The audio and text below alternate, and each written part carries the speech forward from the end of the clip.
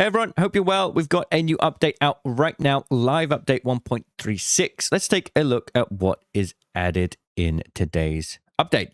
Raiders, your tentative alliance with the Nomads is progressing by the day.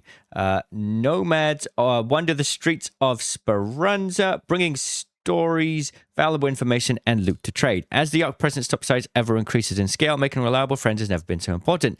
The 1.360 update has just dropped, bringing bug fixes, quality of life updates, matchmaking tweaks, new expedition and trial season, and a crossover outfit from the virtual game show world of the finals. That's interesting. Okay.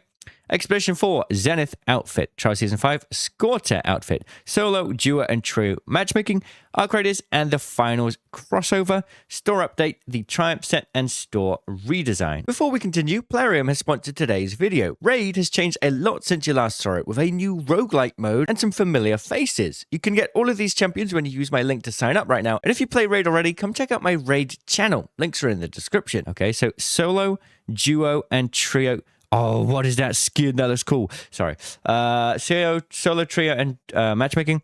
Following your feedback on the matchmaking survey published in May, we have implemented one of the most requested matchmaking features. We now track your playstyle separately for solo, duo, and trio rounds and match you accordingly. Say you are a friendly solo player, but your two squad mates always want to dominate in trios PvP. Before, being friendly solo could push you into more cooperative trio rounds, and playing PvP focus in a trio could push you into a more PvP focused solo rounds. So changing squad size meant matchmaking took a bit to adjust. Now there's no overlap. You'll be able to go from friendly questing and plant picking in solo rounds to adrenaline fueled PvP trio games, if that's how you usually play in those respective cases, by simply changing your squad size. The same holds for duo. All three are tracked on their own. Okay, on the surface, really good change. I definitely think that's good. There is a bit of a flaw in this system, though. How are you now going to adjust your... Let's say you want to do PvP without, you know, as a solo player, without... ruining people's days in friendly lobbies. There's not an easy way to get into PvP lobbies now. So that's a bit of a problem. However, I do think this is a good change overall, especially if you like to, you like to keep your friendly rating safe for solo, but you like to do PvP in trios. I guess the only answer now is PvP trios is going to be the answer. I'm going to have to do squad fill more than solo PvP, which is a problem. Yeah, so we're going to read through. Arc Raiders and the finals crossover. Complete a set of contracts in the finals and unlock the Azimuth outfit and Archaeologist backpack bundle in Arc Raiders. Hold up a second. I just need to do something on the live chat. I can't. There we go. Okay. Sorry about that. Inspired by explorers, raiders, and contestants of Dodge chasing horizons beyond the stratosphere, this promotion is available from July 9th until July 30th before we flip it around, letting you earn the Azimuth bundle in the finals by playing Arc Raiders. Okay, so basically, they're trying to cross-promote their games. If you play in the finals, you'll get this Arc Raiders skin, which is pretty cool. This is a very awesome-looking skin, honestly. I hope this brings more people to the finals. I'm sure it will. And then they'll do the same the other way around. Okay, let's have a look. Bug fixes and content update. Significantly increased the value of loot dropped by Arc Turbines. We heard your feedback that the Arc Turbines loot was way too low compared to the high effort required to take one down, and we agree. That's why we've decided to significantly increase the amount of loot from the Arc Turbine. That's cool. Fix an issue where the Arc Turbine would sometimes disappear right after spawning in. That happened on Buried City. That's cool. Knockback from Queen and Matrix stomps will no longer go through walls. I hope so. Last time they said that, they just made it worse. So hopefully that's improved. Fix a clipping issue for the Marco outfit. Fix an issue where the Bog Walker set was missing new color variants. Over the next few days, we'll be issuing refunds to those who paid additional Raider tokens to unlock the new colors. This should be an automated process. It does not require you to do anything. Okay. Items. Weapons dropped on the ground now display their installed mods. Okay. Arc Turbine parts will no longer drop from couriers. Interesting. Higher value items will now show up on the shelf in the Raider Den even if you have large stacks of lower value items that add up to a higher total value. So if you have one really rare item, it'll show up instead of like 15 lower tier items that stacked up. Okay. Fix various spots where players could get stuck or clip through the terrain. Fix several locations where players fell through the terrain on the dam close to spawn bunkers. Fix an issue where the quest tab could loop back to the done screen. Okay. The emote wheel now updates availability while open, making it clearer when an emote can be used. Okay. And some UI changes. Yeah, you can read those if you need to. There's some known issues. Players on PC may experience lower FPS than usual. Interesting. Investigating ongoing issue where some Xbox players are experiencing crashes. The quick wheel item selection may suddenly swap to another item on the wheel when closing the quick one, reopening it quickly. Okay. A lot of changes there. Yeah, I mean, you can pause those to see. The throw animation may sometimes fail to play when attempting to detonate a trigger nade immediately after throwing it. Interesting. Maintaining fair play. Okay, let's have a look. We know topside can sometimes be dangerous and unpredictable, which is why we love it. But nobody's a fan of raiders finding ways to get unfair advantages. Since our May update on ensuring fair play, we've been striving to provide steady updates on how the fight against players who seek unfair advantages is going. Today, we're taking a moment to recap everything we've been up to and to provide some additional details. Anti-cheat and detection. Over the past few weeks, we've completed our rollout of de novo anti-cheat. It's now enforced for all players, and the results we have seen so far have been promising. Thanks to the efforts of our anti-cheat team, we're continuously getting more effective at identifying and affecting against cheaters. These improvements are the product of constant refinements to our anti-cheat stack. Okay. And then we've got something about duplication. Like with anti-cheat, we're always working against duplication exploits. We're keeping a close eye on the game economy and constantly catalog, investigate, and seek to counteract exploits. Recently, we fixed some exploits related to duplication. We've always want to make sure fixes are widely effective, so we make sure to monitor and evaluate our success before sharing that progress with you. And they've put a chart, percentage of players with unusually high profit per minute. So in May, it was around 2% of players.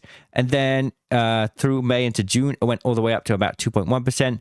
And now it's been dropping to about 1%, and the chart ends. So we'll have to see how it goes. It's interesting that they can very clearly track like who is getting unusually high profit per minute. They have the tools to track that this is going on. So I would assume that they can put in the tools to automate banning and getting rid of this gear. Like they have the telemetry there. So that's interesting. Okay, and then evolving no free loadouts. Sometimes going into a high-value map condition and encountering raiders with free kits can also feel unfair. Since 1.33, we have introduced the experimental no free loadout requirement for night raid and close scrutiny. We've seen your reactions and we're taking your feedback into account. We're looking into expanding no free loadout to more map conditions and investigating other opportunities to further improve the experience overall. We really appreciate the feedback you've been sharing in the survey from last week, and we'll keep you in the loop once we have new changes for you to try.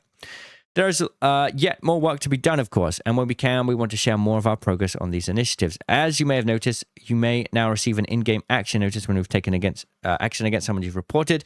We're also continuing to compensate for loot lost to cheaters. These are separate parts of the same system. We'll continue to provide progress and when we can. So, you know, things are being worked on. It's always a cat and mouse game. They're trying. So the new skin's pretty cool, and that starts from July 9th. That's pretty awesome. New solos, duos, and trio matchmaking is the biggest changes, and the store update, which is something we will go and check in game in just a sec. Okay, so we are in the game now. Let's take a look at what is new on the store UI update. Expedition departure window is open, new trial season, and a new store. Okay, so also, if we go here, we can see that the trial season has ended.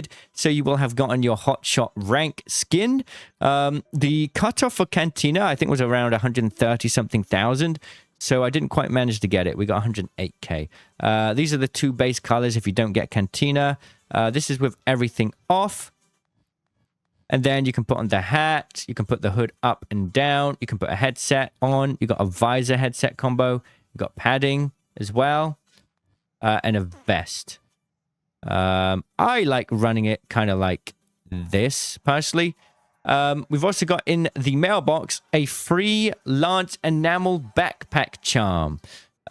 just because why not? So if we go to the customization tab, Lance's shiny head will be there to remind you to go spend all your space bucks at his store. Good stuff. If we go to the store, we have a new update here, including the new Triumph skin, which is a gladiator-themed skin, which is pretty cool. So you can see the new store update UI here. It's just a lot cleaner. You know, the store is getting a little bit overrun with items, so I like this. This style is quite cool. Yeah, a lot more colorful actually. I rate it. I rate it.